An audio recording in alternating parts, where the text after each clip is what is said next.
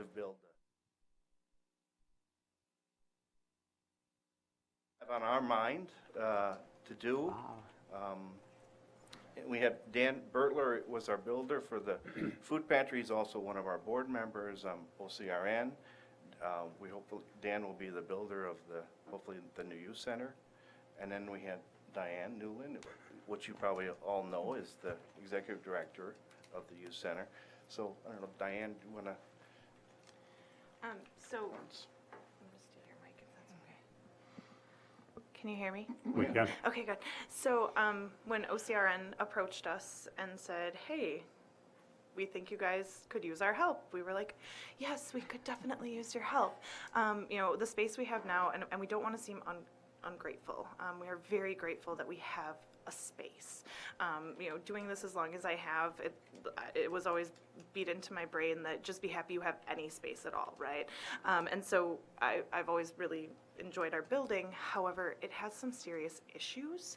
And so a new space that's built specifically to be a youth center is going to be much easier for us to staff and supervise, as well as keeping it clean and, you know, making sure. Our building is a little older, so there's some challenges with that, and we're looking to make this building more energy efficient and really, you know, something that the kids can be proud of, something that they can share with their friends, that they are proud that they go to the youth center, not that they're a little embarrassed sometimes to state that they go to the youth center just because people don't realize how nice it is from the outside of the building. Does that make sense? Mm-hmm. So let me sort of add, in conversations with the youth center board, I think they would like to stay in that current spot. Obviously, we're thinking in terms of budget, just a rough estimate, we're probably looking at $1 million building with the $800,000 gift. We'll do a $200,000 community fundraising event, you know, and it's important for us that the community, it's the community's building, and so it's important that the community has some input. So, I mean, the current space, I think we're looking at probably 2, 3, 4 times as big. Right now, we've been visiting other youth centers to see what they have, what they recommend we should do with ours, what we shouldn't have, etc. So that's kind of our plan. So tonight is the first public that we're telling people about the huge gift, which we're grateful for. It's pretty amazing. I think that speaks to the success of the youth center over the years, and Diane's done a great job there. It also speaks in my mind to the quality of the people and the resource network that have worked on the food pantry. People have trust and confidence in you folks, and they know you have the best interests of people in mind, and we appreciate that. It's just a great thing for our community. Appreciate it. Yeah. I guess I'd like to also say a couple things You here. bet. When I started construction at the food pantry, and we got about 3/4 of the way through, I had additional subcontractors actually step up with their in-kind donation throughout the project, which was kind of nice because it was local people stepping up and helping the village of Oregon and the community, which was nice to see. I'm equally excited for the youth center and working with staff, plan commission, architecturally, water control, really give a very unique experience with the village again on phase number 2, which is the youth center. So we're all excited at OCRN to keep moving forward. And we're pleased, Dan, to have you continue in that role. Thank you. You've done a nice job on a lot of things. So, questions or comments from trustees? No, congratulations to everybody involved. This is a big step toward a new youth center, and I think it speaks to the, like, as Steve said, the hard work of the organization itself. Kind of hard to keep the lid on the gift, I'm telling you. Yeah, I knew you've had trouble with it. But you kept it really quiet. Yeah. That's good. Yeah, it's pretty amazing. What a great commitment to the youth in Oregon. It's has a big impact on lives as these kids grow up. That's great. I do you too think, have to ahead. comment about the youth center, and with Diane, with all her help, and I have spent some time down there, and I just think they do a wonderful job, and I think it'd be a great thing to have a bigger building, and so the kids could be proud of it too. So Mike, I see an aerial view. I don't know who gave what to who, but what are your thoughts about next steps? So I've talked to Randy about this a few times. But you know, the PW shed would have to be relocated. Well, it would be moved, and we'd have to build a new shed. I think Jeff and I are pretty comfortable that a new shed could go south of the Public Works garage down here somewhere. But the thing that I'm not, and Randy knows I'm not saying I'm against the project at all. I think it's a wonderful project. But I just wanted the board to be aware that if, however this gets built, you could box in the police station. And at some point, if the police department has to expand, you maybe would have to relocate it. And what I was suggesting, or going to suggest, is that maybe we just have Vanderwall put together a little proposal, and I'd bring that back to the board just to do a little planning. I mean, I'm not against the project. I just want the board to be aware. We give them the space, what this would, what this means for Public Works and police. You know, I'm interested in Chief's thoughts on this, but one thing that Sun Prairie did is they put a substation out on the west edge of town before it was the west edge of town, and that's where they put fire EMS and a police substation out there. As we start to spread horizontally, Chief, do you think something like that would work as we start to go across 14, or do you think we're still geographically too small for that to matter? Because I know it's going to complicate administration a little bit. I think right now geographically we're probably still a little bit too small. We'd have to expand out quite a ways to make that, I think, cost effective for us to do that. I haven't really, this is the first I've seen that or heard that the Public Works shed might be going away, and of this great donation that we got of $800,000 and the expansion of the youth center. So I'd have to give it a little bit more thought on how it would affect the police department if we use that whole site there. I do know as the village grows, as you guys do, that we'll obviously need to expand, so. And Randy, you're still looking 10 to 11,000 square feet. Is that pretty? We don't have a definite. I know Mike Slamney will obviously ask me that. What is the size? What is the current? Oh. 3,500. So if I use a range between, like, say, 10 and 12, would that be pretty safe?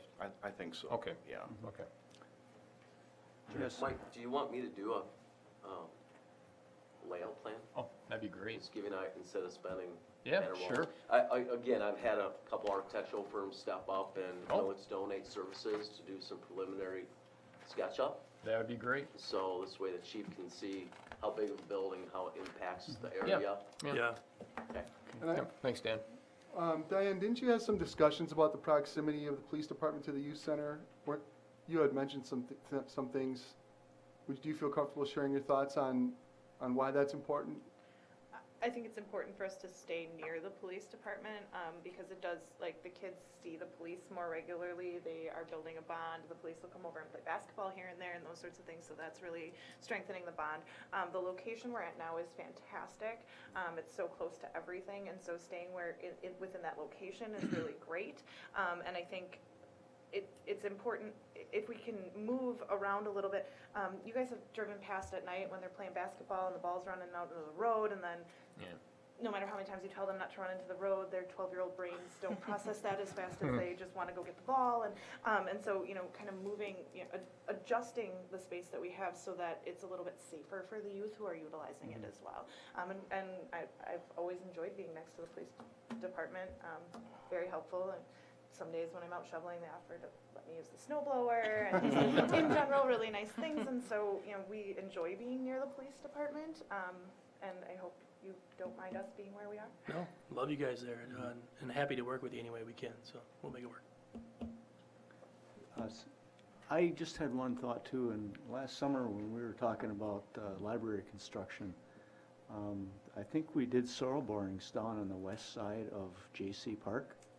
We did one or two in the parking lot areas over there. Right. We didn't do anything in the area where we are now here. No, I know, but in the event that site isn't, is found not to be the greatest site for a bigger youth center. I'm wondering about moving it down, actually closer to the schools, down in that, Oh, actually onto J.C. Park West. yeah, on J.C. Park West. Well, you're gonna see a master plan being developed for J.C. Park West, which, this would, if you moved it onto J.C. Park West, that'd be a little bit of a conflict. I mean, I'm not saying it's not a Okay, possibility. well, it's just a thought I had. Yeah, absolutely, yeah. Yep. Other questions or comments? Congratulations, it's very exciting. So Dan, we'll let you proceed, get back to us, and then Yep. we'll see at what point we get Mike Slavin involved and go from Sounds there. good. Either way, we're moving forward and supportive and very proud and pleased with all of you have done. Thank you. That's Right. great. Thank you. Thank you. Is there a schedule? Do we have an idea of a schedule, timeframe? We work fast, as I you know you do, that's why I'm asking. So be prepared. I'll talk to you this week. How's April of 2018, Dan? It's open on my calendar. Hey, Dan, that's a good point. You're coming to that meeting next week, so we can Yes. talk about how to, okay, that's good. Yep, sounds good. Thank you. Thank you. Thanks.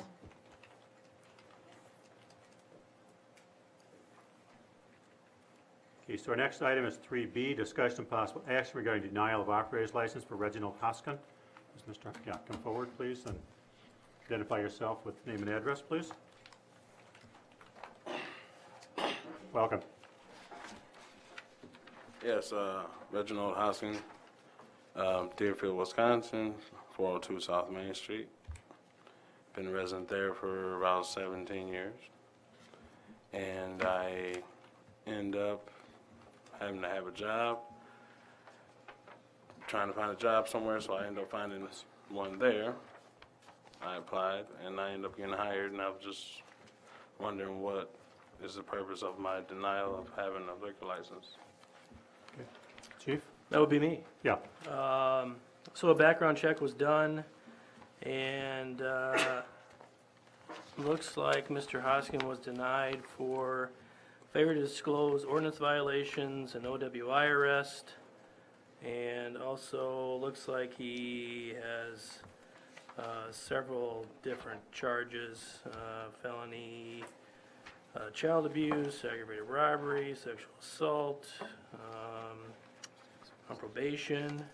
Looks like there's also active restraining order granted on 10/17 against him. So it looks like the primary reason was failure to disclose and some other history. So Thank you. Did you tell the owner of the liquor store about all these violations when you applied?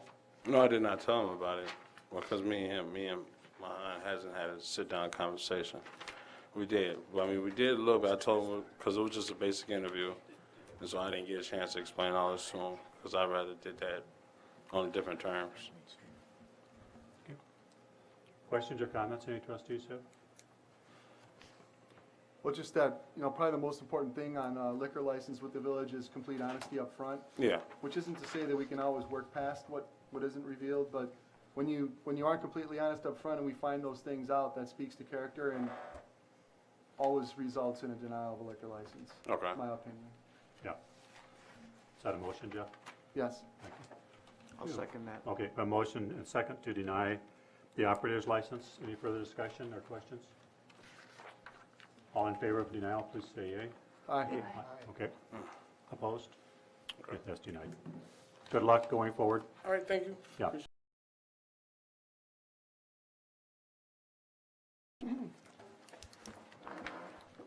Item 3C is a public hearing to consider an alcohol beverage application for Class B fermented malt beverage and Class C wine license submitted by Firefly Coffee House Artisan Cheese LLC by Jeannie M. Carpenter, agent for the Firefly Coffee House and Artisan Cheese. So the property located at 114 North Main Street, Oregon, Wisconsin. So I'm going to open that public hearing. So I'm going to recuse myself from the village board and move over there. Okay. So now we can talk about you? didn't I put denial on this one too? Oh, I'm sorry. I think that's in the fine print at the bottom. Welcome, and again, congratulations. Thank you. So I'm Jeannie Carpenter. This is my husband Uriah. We live at 515 Oakwood Drive here in Oregon. And we recently purchased the Firefly Coffee House.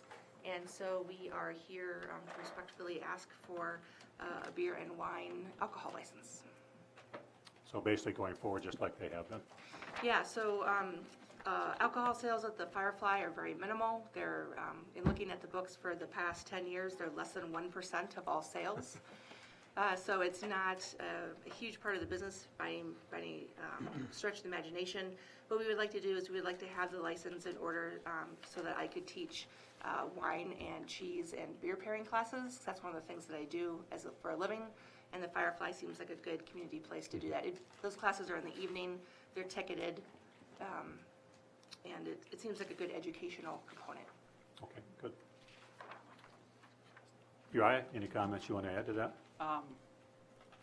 We also play cards once a month, and people like to partake in a beverage there too. So that's one evening a month. I've heard about your card nights. It's all been good. So do you pair it with wine also, or just beer? What, the cheese? Yeah. Oh, yeah, yeah. I have regular classes, wine and cheese 101, beer and cheese 101, Okay, all right. Irish cheeses and Irish beers. I just assumed that, I knew about the classes. I just assumed it was wine. I Oh. didn't know you paired it with beer. No, it's a vast world out there, Jerry. Pairing to the I'm cheese. starting to learn that. When I get a little older, I'll have evolved enough to know all this stuff.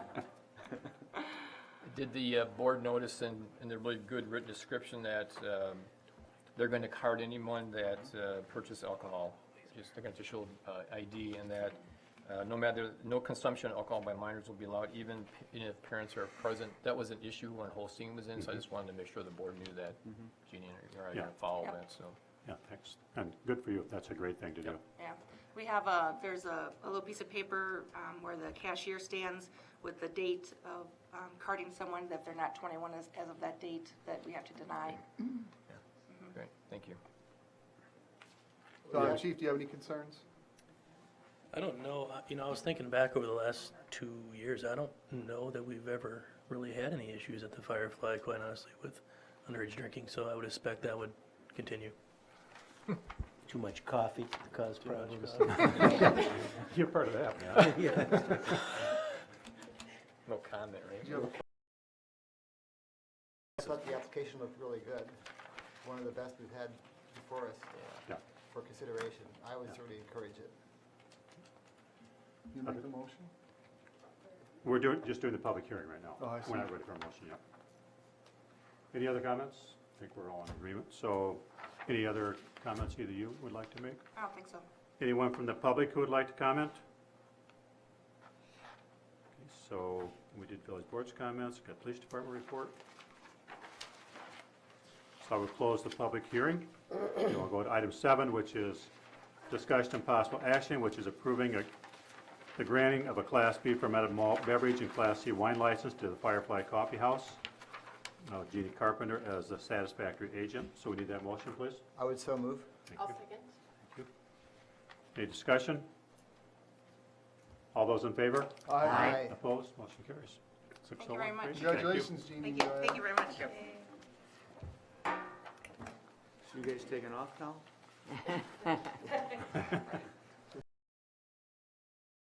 Approval of in the amount of $140,843.92 before us. I'll make that motion. I'll second. Thank you. Questions? I don't want to, make Lisa think that she brought all that stuff down for no reason. I guess this is also a question for Brian, but that garage door repair at the police station, is that a repair, or is it that a replacement of the door, or? Well, we have very large garage doors at Yes. the police department, and they somehow, the two largest ones, always seem to break down. It's a spring, it's something that's going on in there, that's what that was. Oh, so, okay, springs. Yeah. Okay. All right, thanks. Any other questions? Okay, seeing none, we have vouchers in the amount of $140,843.92 for approval. Roll call, please. Staton, Yes. Carpenter? Yes. Boudreaux? Yes. Jacobson? Yes. Pollak, Yes. Grenier, Yes. Brett Howard. Yes. Thank you. That motion carries. Item 5 is community input. Anyone who would like to address the board right now? Judy?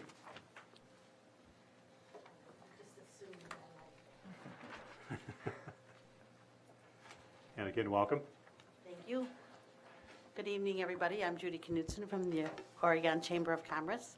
I just want to thank the village and Jeff for we have all our Christmas lights up. Everything looks wonderful, so thank you very much.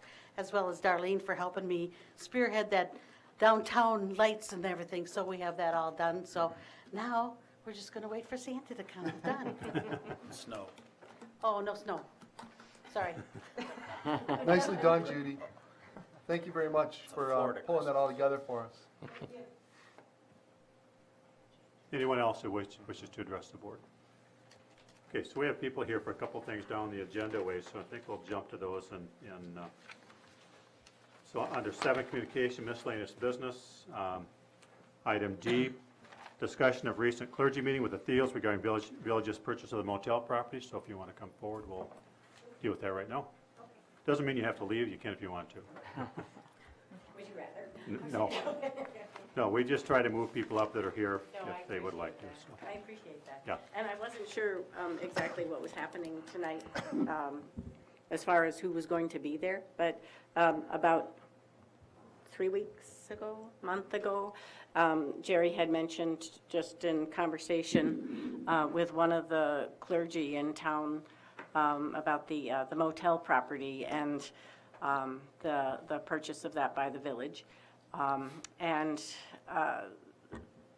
what we were wondering about, the disposition or displacement, possible displacement of some of the residents at that facility, and as a concern, because it is recognized obviously as a low-income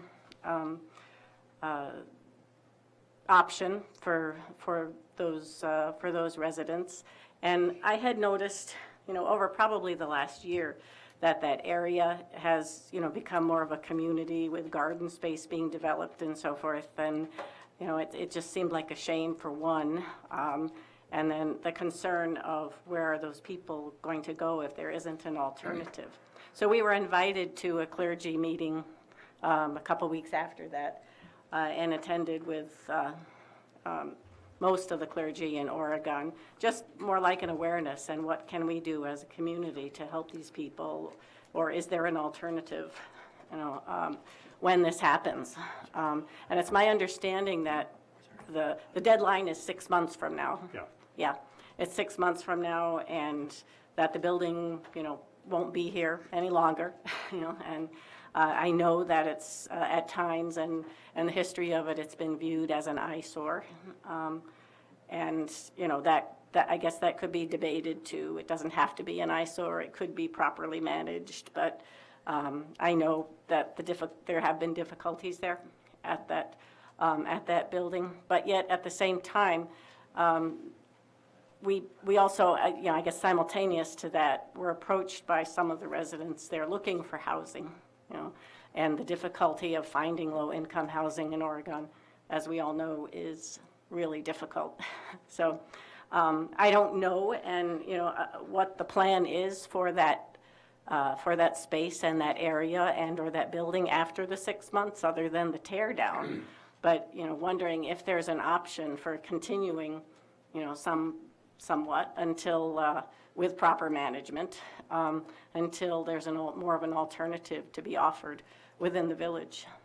Most of the residents, excuse me, not most, but some of the residents there, deal with the issue of not having transportation or adequate transportation to work outside the village.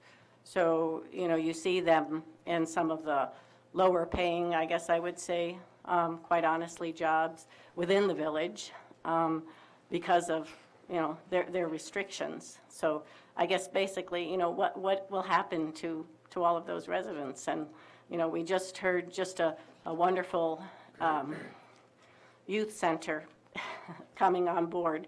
And it kind of, it just kind of goes in with this, along the same line. We have this amazing food pantry that's been built, and it was, mostly from community Same with the youth center. But now we've got this other end of the spectrum, you know, and where do these people go? So that. A lot of these people, Get the You mic, got it. Jerry. a lot of these people, if, you know, you might recognize them serving coffee or working at Cousin Subs or other restaurants in town, or, you know, cleaning, et cetera. We've had some of them working for us in the past, and in restaurants and in other capacities as well.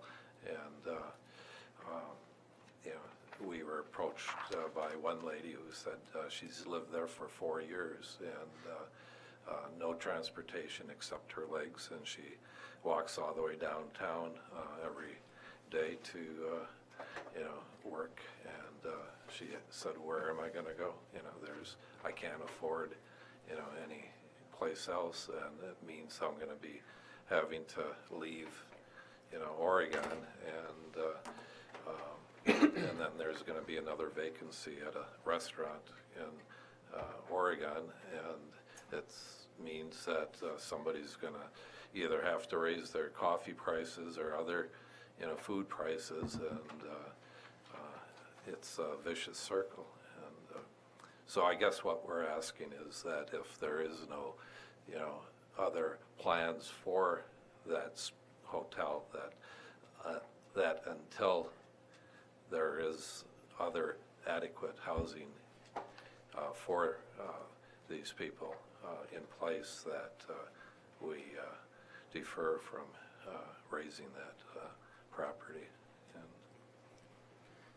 So I think, you know, we bought that with the plan to sell it for development, had hoped to buy the adjacent property from Recreational Concepts where the old restaurant is, but we're way apart on price on that, so we didn't get the whole property. But as far as redevelopment down there, which will happen at some point in time, and we did extend by 6 months to give people that are there more time. I realize that may not be adequate because affordable housing in Dane County is a significant problem. So I'll ask any questions or comments, and Jeff? Well, I'll just make a comment that you're 100% right. Affordable housing is an issue in the village of Oregon. It's supported with statistics, and we're part of Dane County. So we've had conversations, Mike and Steve and I. Rob Dick, he's a lifetime Oregon resident, and he's the executive director of the Dane County Housing Authority, has had conversations with some developers that have come into town, because there are public-private ways to develop workforce housing, which allow people that are making below the Dane County median, I believe it's between 60 and 80% of the Dane County median income, to have affordable housing, affordable rent, and the difference is paid by government voucher to the landlord. So the landlord gets market rent, but a percentage of those units are held out for affordable housing. So looking at the long range, I think we have work to do. Looking at the short range, you could make the argument that we're late to the party, but we're getting there. And it's going to take investors to step forward that are willing to take on this project to come alongside the village to make this a reality, I think, for the village. And we've talked before that, you know, if we're going to expand the business park, we're going to have a workforce. People aren't going to come into the business park and invest in the community if they don't have labor to do the work. So this goes hand in hand with the growth of the village, in my opinion. Anyone else? I would comment that as a result of that meeting, I did talk to the two pastors at the church I could go to, the Methodist Church, and I've also, right alongside them, had 3 contacts one day about affordable housing, and not because of the old motel over there, but it just happened that way. But there's a group in town, Friends of Oregon School District, and in their meetings with administrators, they've been told that affordable housing, teachers identify it as a significant problem for some families. So Friends of the Oregon School District is starting a group to start talking about affordable housing, how to move forward, working with investors, working with the board and stuff like that. So I think there will be some things happening on that. It's not going to be quickly enough to save that motel, because I think you can't imagine this going to happen that fast. But there is a group of people that tend to make things happen that are looking at how to do more with affordable housing in our village.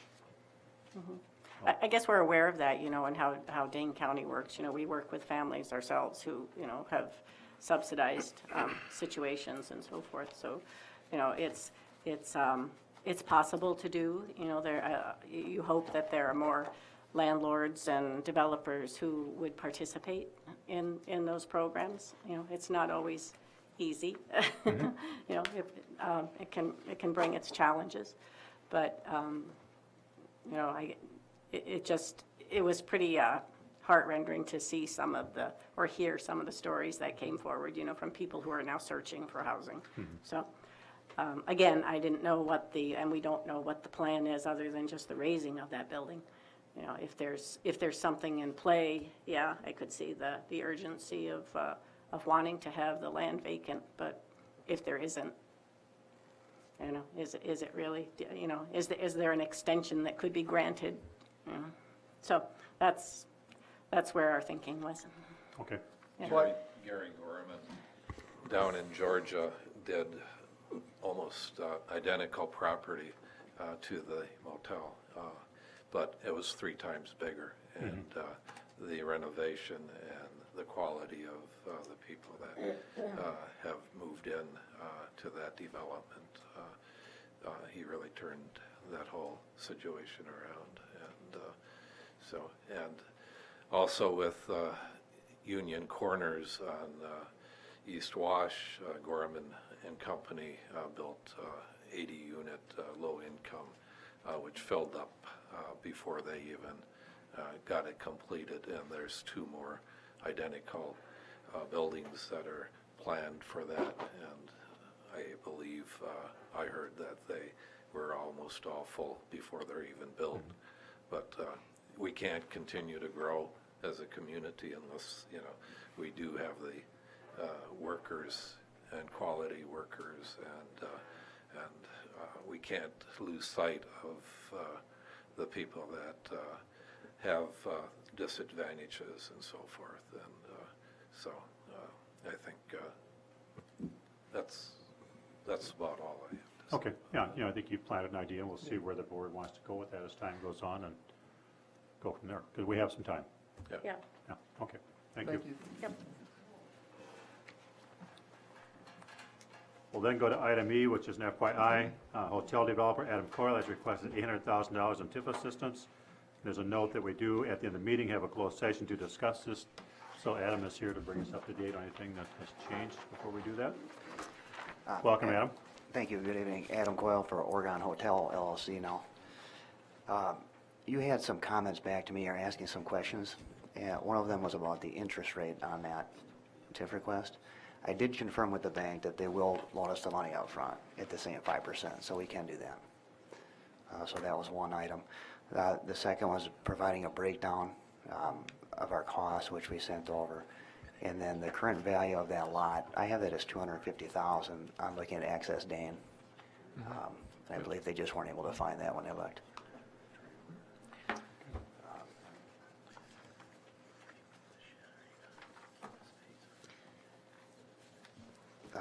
For further information on a request, there's a couple different ways we can look at values on something like this. You know, we looked at it as debt service coverage, so we're looking at trying to make sure that we have enough money coming in to make our payments to the bank and keep the bank happy, which is 1.25 times the payments. If you look at the 10-year pro forma, you can see that we actually get there after about 6 years is when we get there. And then if the second way to look at this was valuations, which was a little bit tough. If we look at what some other buildings have sold for, they're all over the map for pricing, and the cap rates on hotels are going for, you know, in the 9 caps, which, you know, I think it's worth a lot more than that. So if I was looking at a 7.5 cap, and we look at a cost of this about $7.2 million, the $800,000 in TIF essentially lets us buy down to $6.4 million. If we look at a 7.5 cap rate, which I think is a fair long-term number for a nice, you know, new quality building, we end up getting to that, as far as a year off, we end up getting to that after year 6. And then it was about another half a year to get there in the debt coverage. So that's about how we came up with our number. Bring it in, saying this is where we got to be. We're looking to get a loan for at least 7, trying to do 8.5 to 10 years, which is not a product that banks have right now. So they're looking at ways of getting us out to 10 years to make sure that we're locked into a loan that can't get pulled on us if the economy was to change. they can't say, well, this isn't going to appraise out, and now we're not going to refinance you. So that's kind of how we looked at these pieces and came up with our numbers to cover ourselves and get this locked in and hopefully up and running shortly here. Okay, good. Thanks, Adam. Are there questions at this time? Sure. No questions, but I just want to thank Adam and his group for bringing this project forward. This is something that the village has needed for quite some time. And also what's exciting to me is the fact that it's going to be a pay-as-you-go, which is the minimal amount of risk for the village taxpayer. Because basically, in essence, you take your property tax payment, you pay it, and the village turns around and gives that back to you. Is that correct? Pretty close. Yeah. Yeah, and so the risk is minimal for the taxpayer, but it gets your project off the ground, and I like that. So thank you again. Yeah, thank you. Anyone else? I think Jerry's comments could come from any one of us, so you know that. And as we said, we have a closed session to talk about this. It's closed because it's negotiations, and staff will be in touch very soon after that with you on where we are on that. Okay, sounds good. I appreciate it. Thank you. Real quick question, Yeah, since go ahead. we don't have any others. What's your plan B if the bank isn't able to find you a 10-year lock? Well, there's probably a little bit of wiggle room in there. I mean, we know we can at least get to 7, and we know that we can get them some type of commitment, some type of commitment afterwards. We'll try to stretch a construction loan in the beginning as long as we can to get that 7 years to act longer so that we know we're nice and clear when it's time for the next loan. I guess plan B, I don't know what that is yet. I'm pretty confident that they're going to get there for us. Thanks, Adam. Good, thank you. Okay, good. And like I said, staff will be in touch soon. Okay, sounds good. Thanks, Thank you.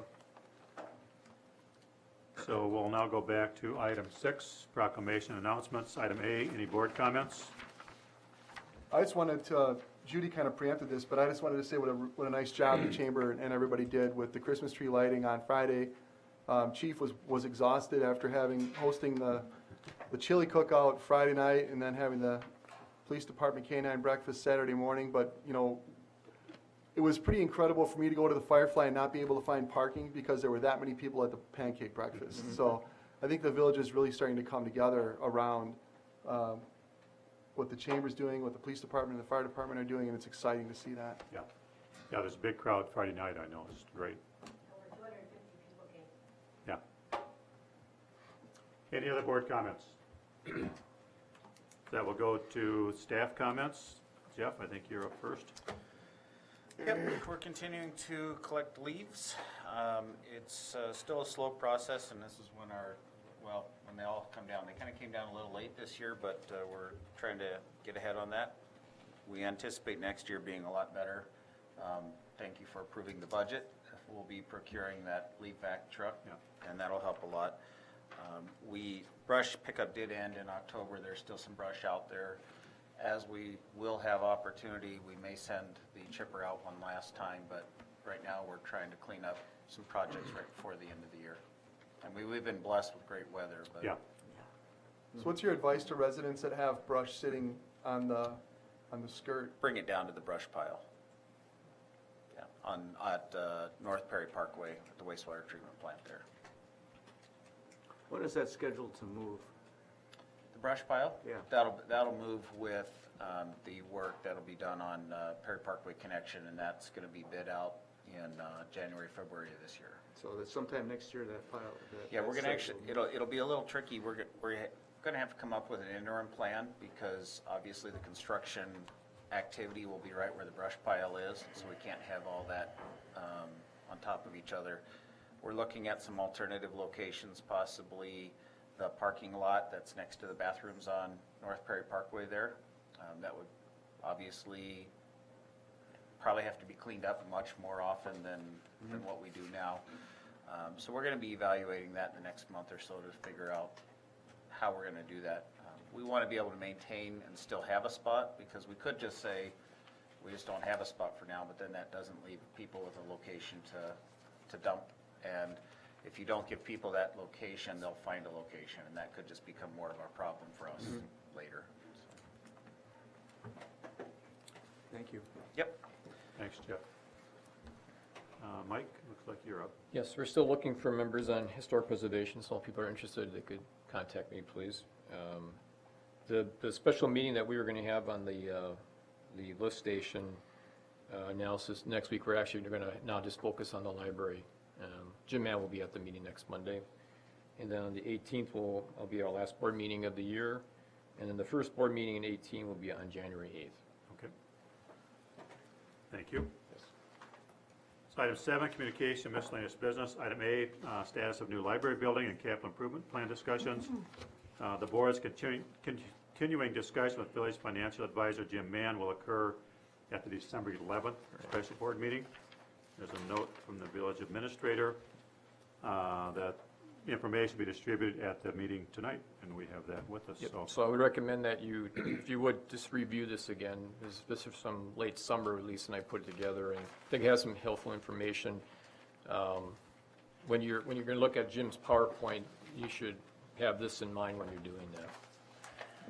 Please. Okay. So we'll go to item 7B, and Chief, I'm going to give that one to you. Yeah, huge thank you to Jeff Knockreiner and PLS for their generous donation. Very delighted when I got the phone call and they said the police department was on their donation list this year and asked for some items to possibly they could donate to, and I gave them a list of items. I told Mike from anywhere from $2,000 to $25,000, and they said, "Oh, $10,000." I said, "Fantastic." So we'll get together and decide exactly what we want to spend that on, but a big thank you to them. Yeah. I would second that. I know Jeff, he's a good guy and does a good business, and he's well connected with the community, so good for him. Again, thanks, Jeff. Item C, discussion and possible action regarding school resource officer agreement. Recommended motion is to approve the resource officer agreement with the Oregon School District for the period of July 2017 to June 2018. I'll make that motion for discussion. Thank you. Second it. Thank you. Just so you know, nothing's changed in the agreement other than dates, so. We forgot to put the agreement on the agenda. We did. It was, the board in a sense approved it back in the summer, we just forgot to actually put the We're a agreement. little slow. So we're actually using the agreement again. Yeah, okay.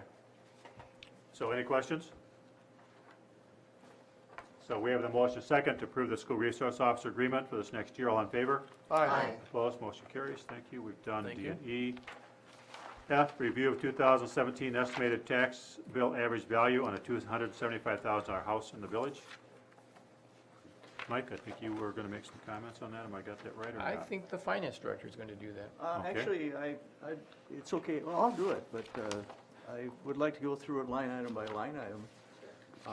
And again, this is last year, the average home value was $257,300, and this year, the average home value assessment is $275,000. So sales in the village have increased. I didn't run a percentage on that, but it's a pretty good percentage. But the way that breaks down for all the taxing entities is the Oregon School District's increase is $149.51, $149.51. Dane County's increase on the average tax bill will be $57.15. MATC will be $9.72. The state of Wisconsin is actually going down $44.45. Here, that's the forestry tax they took off out of the tax bill. Okay. Yeah. And TIF districts 2, 3, and 4 will add $8.95. And the Village of Oregon's budget will increase taxes $75.58. The school credit has gone up $59.42, which is a reduction. And taxes, that brings the taxes before lottery credit down to $197.04. And the lottery credit is, and again, this is a deduction from the tax bill, is $10.29. And the first dollar credit is a huge 2 cents.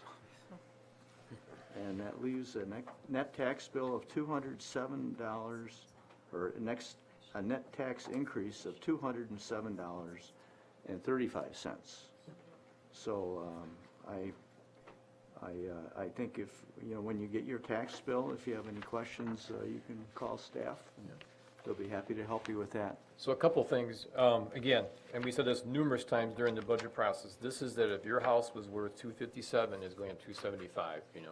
We went average to average. Yep. Lisa made a good point this afternoon, we were talking about this, that, there are some people that actually saw their value stay the same or actually go down. With the tax rate going down, they actually are seeing a tax decrease next year. So it's really individual homeowners that are gonna have to look at your tax bill. It depends on the sales in your area, doesn't it, Mike? Well, it depends on your assessment, absolutely. Yeah. And as last year, Dr. Bustler has agreed to, if people have questions about the tax bill and has to do with the school district, they can contact him directly. He's agreed to do that again, which is nice of him. Because our staff can't, we can answer about the TIF districts and our budget, but we can't answer questions about the county tax or the school tax or. Right. Any comments over here? Looks pretty quiet. Anything else from staff? That's it. Okay, thank you. Takes us to item G. Again, this is a thank you and a big thank you to the following individuals for taking care of the downtown flowers, and they do an excellent job. I think we all appreciate that. Those people are Donna Dish, Lynn Johnson, Martha Berman, Eileen Durkin Anderson, Maya Coberly, Jocelyn Strife, Briley Maloney, and Gary Dish.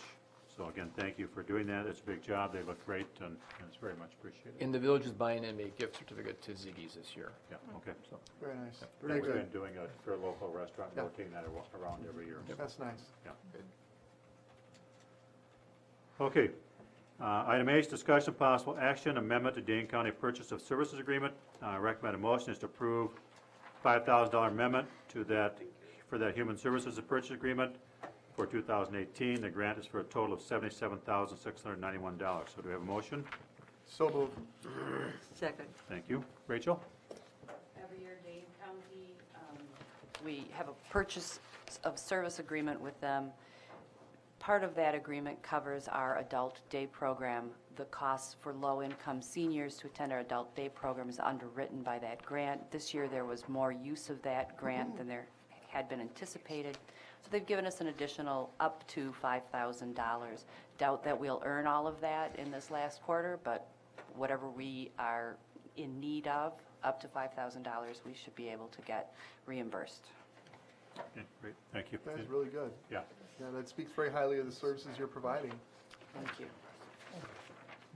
Anything else? Okay, so we have a motion and a second to approve that $5,000 amendment for the senior center. All in favor? Aye. Opposed? Motion carries. Thank you. Item I, discussion of possible action to sell the police department's old printer to the Brooklyn Police Department, and that is a recommended motion at the amount of $250. So we need a motion, please. So moved. Second. Thank you. Chief? With the new RMS system, which goes into effect tomorrow, actually, we are changing over.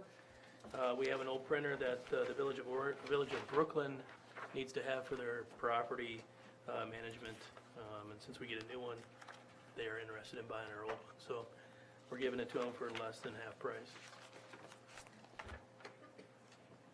Questions, comments? Just out of curiosity, how do you book that cash when you sell something like that interdepartmental? This will go back into the equipment fund. So it'll be redistributed for other purchases that'll come out of that fund next year. Thank you. Other questions? So we have a motion, a second, to Brooklyn Police Department for $250. All in favor? Aye. Opposed? Motion carries. Thank you. Thanks, Brian. Item 8, report of committees. There are none. Item 9, minutes not requiring action. There are none. Item 10, unfinished business. There is none. Item 11, new business. None there either. Future agenda items are listed for us. Item 13, the board may convene in a closed session pursuant to section 19.85 1G of the Wisconsin statutes to confer with legal counsel regarding strategy to be adopted in pending litigation, the Village of Public Works employee Mark Johnson claim, and pursuant to section 19.85 1E, considering TIF assistance for the hotel project and TIF 4, and we will adjourn from closed session. So we need a motion for closed session, please. So moved. Second. Thank you. Roll call, please. Carpenter? Yes. Pollak, Yes. Brethauer, Yes. Staton, Yes. Bernier, Yes. Jacobson, Yes. Boudreaux. Yes. Thank you. We will go into closed session and we'll Stay here. stay right here. Yeah.